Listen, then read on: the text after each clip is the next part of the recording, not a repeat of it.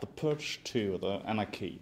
Yes. Where did that inspiration come from? For the second movie, when we made the first movie, a lot of people who saw the movie said, you know, we liked the movie or we didn't like the movie, but we'd like to see what happens outside, like what goes on Purge night, not just through a video camera, but really on the streets. So that was what inspired us to tell the story of what happens outside on Purge night. Mm. And are you planning a third part already? I hope so. There's a couple ideas we've had about a third movie. We're not definitely going to do one or not, but I really hope we get to make one. And there are a lot of ideas I'd like. There are a lot of other stories on Purge Night I'd like to tell. Especially about the new founding fathers. Yeah. Well, I want to tell a story about the revolutionaries who take the new founding fathers down. So that would be a really fun one. I'd love to do that. So is this one of your, because it's most of your films deal with the supernatural, scary stuff. But this is very real. Did it come from something who came with the idea? So the idea, James DeMonaco, who wrote and directed the movie, came up with the idea. And the way he came up with the idea was he was driving with his wife in Staten Island in New York, where he lives, and someone cut him off, and he was like, I want to kill that guy. And his wife said, you should make a movie about that. And that's where the idea, that was the seed of where the idea came from. Road rage. Road rage. That's exactly right. It came from road rage. You did something amazing with your Blumhouse company because you kind of revived the genre of the low-budget horror, but in a way nobody expected. What was the scariest movie you knew as a child? The scariest movie I saw, the scariest movie for me was Friday the 13th because I saw it when I was too young. And I watched it alone in my cousin's house, actually, in California. And I didn't watch another scary movie after that for like 3 years. I was too scared, but it had a profound effect on me. Both good and bad, but very severe. Most of your, in general, one would say horror films are directed at teenagers. But you very seldomly have teenagers as heroes in your films. Yeah, you're right. It's parents, usually parents. Yeah. Why is that? I think because the most kind of sacred, intimate setting is a family setting. The most primal thing you can have are feelings about your children and your children's feelings towards you. So when you upset that chemistry, that's the scariest thing of all. So I think that's usually why. We usually have a mom and dad and a couple kids, and I think that's why. Yeah. The films often have something, despite being very scary, they have a kind of heart, I think. And the Purge Anarchy as well. In the end, people turn out not to be as bad as they seem in the beginning. Some of them. Some of them. Some of them are worse. Some, very much worse. Yeah. And I think the most scary thing about the Purge Anarchy is how it's a monetary system. People make money off of it.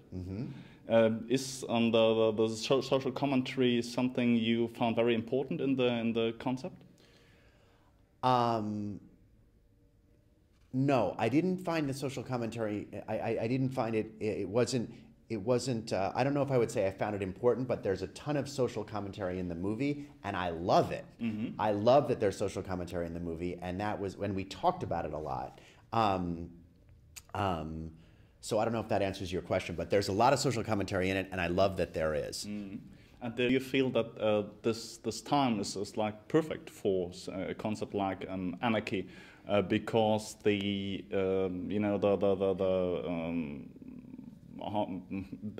Wirtschaft?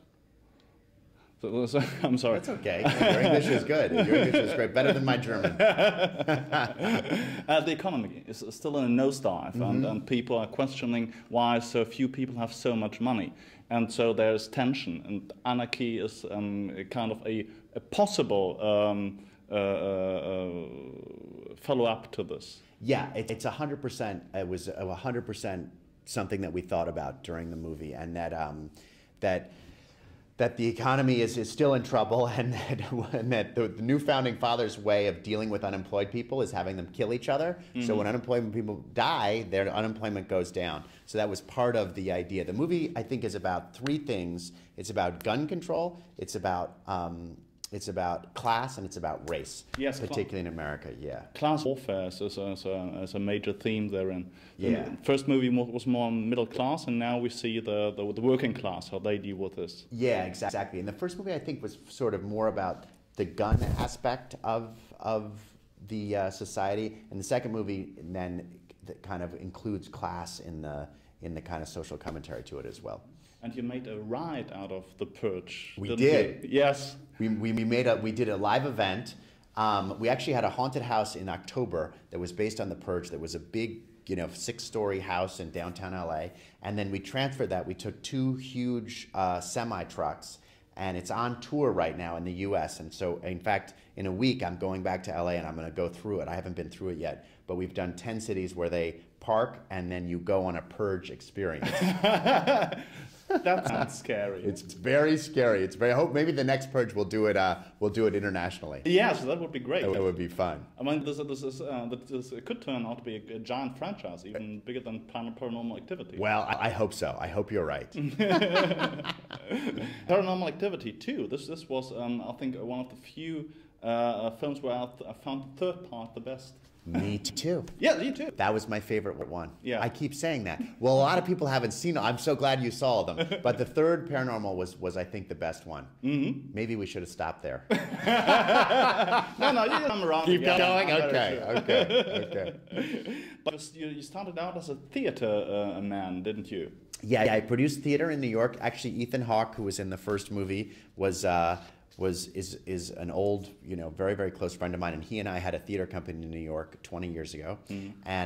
And a lot of the actors that we worked with in that company have been in our movies now. So Josh Hamilton and a bunch of people from my time in New York theater we've worked with in these movies. And I like to put actors who haven't done genre movies into scary movies. I think it's very effective. Yes, it is. And my last question, will there be a Sinister 2? Because there will. There's going to be a Sinister 2. We start shooting in 6 weeks in Chicago, mm-hmm. and it'll be out next year. And hopefully it'll be as good as the first. Scott Derrickson is producing it, and he wrote it, and he's very involved with it. So hopefully we won't disappoint you. I'll keep my fingers crossed. Great. Thank you.